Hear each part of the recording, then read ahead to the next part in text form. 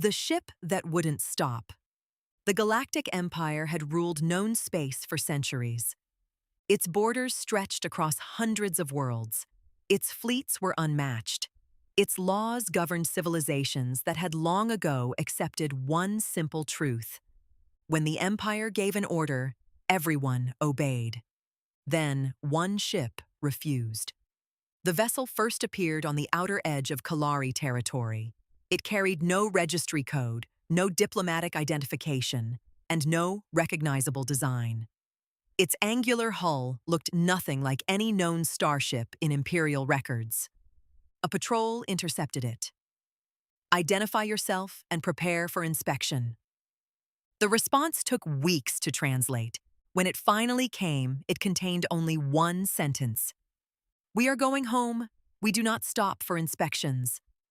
The Empire assumed it was dealing with smugglers. The first escort squadron attempted to force compliance. Instead, 2 Imperial frigates returned damaged. The unknown vessel continued on its course. That was when Fleet Admiral Sen became involved. To him, this was no longer a routine security matter. An unidentified ship had attacked Imperial military vessels and escaped.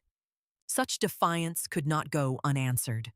A battle group was assembled. 7 warships, 1 cruiser, 2 destroyers, 3 heavy frigates, 1 electronic warfare vessel, a force capable of crushing pirate fleets and rebellious systems. Their mission was simple: stop the ship. Destroy it if necessary. The interception occurred in the empty Kathik system. No colonies, no civilians, no witnesses. Perfect conditions for a quick operation. The battle group surrounded the vessel. The cruiser, Undying Reach, transmitted a final warning. 30 seconds passed. The unknown ship remained silent. Then it turned. Everything changed. The cruiser opened fire. Missiles streaked across space. Heavy plasma batteries followed. Enough firepower to cripple a fleet. The target moved. Not quickly, not violently. Simply impossibly. Its maneuvering ignored everything Imperial engineers believed about mass, inertia, and propulsion. Every shot missed. Then the vessel returned fire. The Undying Reach exploded. 11 seconds. One of the Empire's most decorated cruisers ceased to exist. The destroyers attacked. They died. The frigates attacked. They died. The electronic warfare ship attempted to blind the enemy. Its systems failed. One by one, 7 Imperial warships vanished from the battlefield. The engagement lasted minutes. The result was absolute. 7 ships destroyed. 142 personnel lost. The unidentified vessel damaged but operational. Then it resumed its journey, as though nothing had happened. Deep beneath Centaur Prime, the Senate watched the footage. Nobody spoke. Nobody understood. One question filled the room. What kind of civilization could build a ship like that? Part 2. The Lost World. Investigators searched every database, every language archive, every navigational record. The answer appeared where nobody expected. A young analyst named Relic traced the vessel's flight path. She extended its course backward through space, past Imperial territory, past neutral zones, past unexplored sectors. The line ended at a catalogued star system. Designation: SL227G. The file was ancient. 230 years earlier, an Imperial survey team had visited the system. The third planet showed signs of primitive civilization, early industry, combustion engines, no spaceflight, no threat. The report had been archived and forgotten. The third planet's name was Earth. The species was human. Vorath stared at the survey images. Black and white photographs of cities, primitive aircraft, early factories. According to Imperial history, a civilization needed centuries to become interstellar. Humanity had done it in barely 200 years. Something didn't add up. The Senate authorized a diplomatic mission, not a military expedition. a diplomatic vessel named Careful Word. Its mission was simple: find humanity, learn everything, avoid war. Weeks later, the Careful Word entered the Sol system. What its sensors discovered shocked everyone aboard. Orbital stations surrounded Earth. Industrial complexes filled near space. Hundreds of ships moved through the system. Mining operations stretched across the asteroid belt. The civilization once considered primitive had become a major interstellar power. And there was something else. One warship, a massive vessel orbiting near Earth. Its estimated mass exceeded anything in Imperial service. The Empire suddenly realized a terrifying possibility. The ship that destroyed the battle group might not have been special. It might have been normal. The Careful Word transmitted a message. We come in peace. We seek communication. 47 hours later, humanity replied. The response contained a question, a simple question. Why did your warships attack one of ours? Ambassador Shra understood immediately. Humans already knew what had happened, and they were not intimidated. Diplomatic exchanges followed. Each message revealed more. Humanity possessed multiple colonies, independent governments, advanced technology, and a willingness to negotiate as equals. Eventually, an in-person meeting was arranged aboard Waypoint 7 station. The first meeting changed everything. Director Amara Osi represented humanity. Beside her sat Commander Elias Voss, captain of the vessel responsible for the KTH system battle. The room remained polite, professional, careful, yet tension lingered beneath every word. Then Osi asked a question. What do you actually want from us? Shra answered honestly. Understanding. The Empire's models could not explain humanity, their technological growth, their military capability, their political structure. Nothing matched historical precedent. The humans listened, then revealed a secret. Humanity possessed 17 colonies. 4 of them existed inside territory claimed by the Empire. The revelation stunned Shra. The Empire had never detected them, not once. Even more surprising, humans voluntarily disclosed their locations. They were choosing transparency, trust, cooperation. For a moment, genuine peace seemed possible. But back on Centaur Prime, politics had already begun moving in another direction. The fleet. Not everyone trusted humanity. Senior Senator Draw believed humans represented a threat. 1 ship had destroyed 7. What would 100 ships do? The Senate debated for 11 days. Finally, a vote was held. DURA won. A military operation was approved. 42 warships.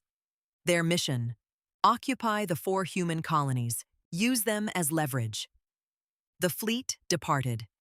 Shra learned the truth afterward. She had unknowingly been used as a distraction while negotiations continued. Human intelligence detected the movement almost immediately. Director Osi understood what was happening. So did Commander Voss. And so did Lieutenant Commander G. Park.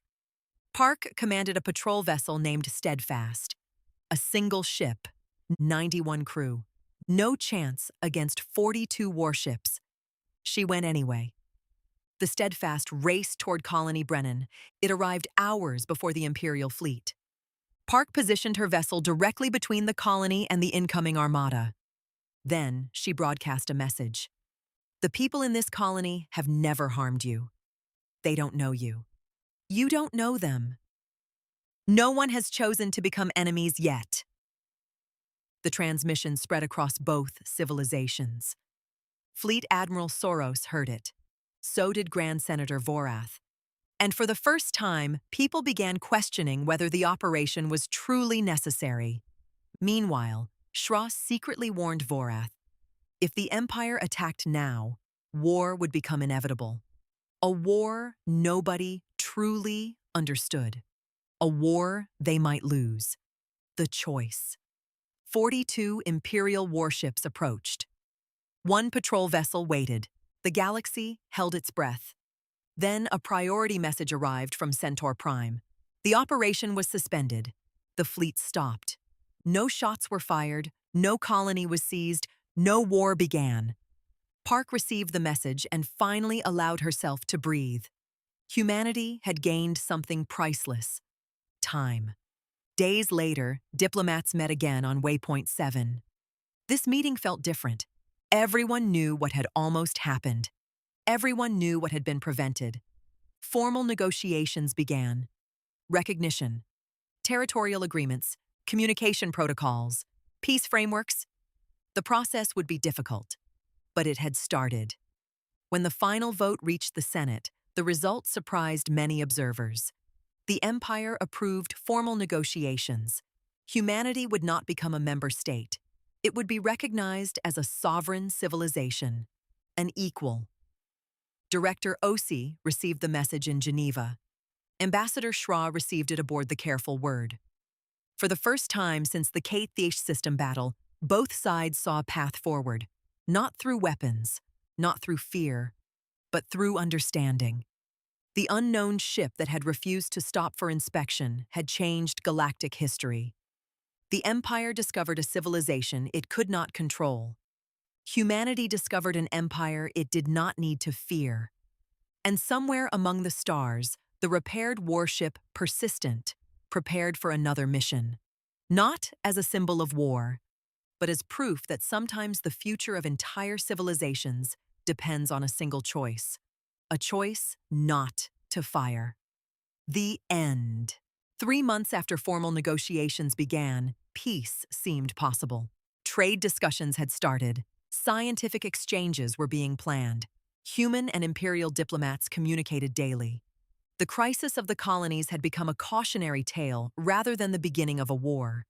Yet Grand Senator Vorath could not shake a feeling that something was wrong. For decades, he had trusted instinct. That instinct had helped him survive political collapses, border conflicts, and power struggles. Now it whispered the same warning. Something was coming. The warning arrived from an unexpected source. A remote listening station on the far edge of explored space. Station Kappa 19 had one purpose: watch empty space. Most days, it detected nothing. On this day, it detected a signal. The signal wasn't a message. It was a scream. Not biological, not electronic. Something else. A burst of gravitational distortion so powerful, it traveled across dozens of light years. Every sensor array that observed it reported the same thing. A star system had vanished. Not destroyed. Vanished. As if someone had erased it from reality. The report reached Centaur Prime within hours. Vorath read it twice. Then a third time. Verification? Confirmed by 12 independent stations. What caused it? No idea. For the first time since the human crisis began, Vorath felt genuine fear. At the same moment on Earth, Director Amara Osai sat inside a secure conference room in Geneva. Commander Elias Voss stood near a display wall. The room contained representatives from every major human government. Nobody was speaking. The image on the screen showed an empty section of space, a section that should not have been empty. Human exploration vessel Horizon had visited that system 4 years earlier. The recordings proved it existed. Now nothing remained, no planets, no star, nothing. Like someone had removed an entire solar system. The Kalari know? A representative asked. Yes, Osi replied. Are they responsible? No. How do we know? Voss answered. Because they're scared. The room fell silent. Everyone remembered the Empire. Hundreds of worlds. 700 billion citizens. Massive fleets. A civilization that had once frightened humanity. Now that civilization was afraid. Which meant whatever caused this was worse. Much worse. 2 weeks later, the first joint meeting between human and imperial military analysts was held. The atmosphere was uncomfortable. Trust was still new. Old suspicions still lingered, but everyone shared the same problem. The anomaly was spreading. 3 systems had disappeared, then 5, then 8. Always beyond the frontier, always moving closer. No survivors, no distress calls, nothing. One moment a system existed. The next, it was gone. The phenomenon received a name: the silence. Nobody liked the name, but it fit, because every place it touched became silent forever. Commander Elias Voss hated conference rooms. He preferred bridges, engines, problems that could be solved. Instead, he found himself sitting beside Admiral Soros of the Imperial Navy, the same admiral whose fleet had nearly occupied the colonies. Now, they studied sensor data together. Funny how quickly enemies became partners when something worse appeared. Soros zoomed in on a star map. The red markers formed a pattern. Voss noticed it immediately.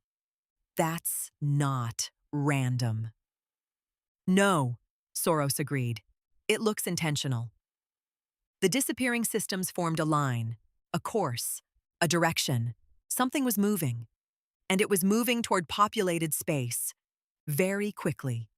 For several seconds, neither officer spoke. Finally, Soros broke the silence. If this reaches Imperial territory, Voss finished the sentence. It won't stop there. 6 months later, the first joint fleet in galactic history assembled. Human warships, Imperial battle cruisers, colonial defense forces, independent exploration vessels.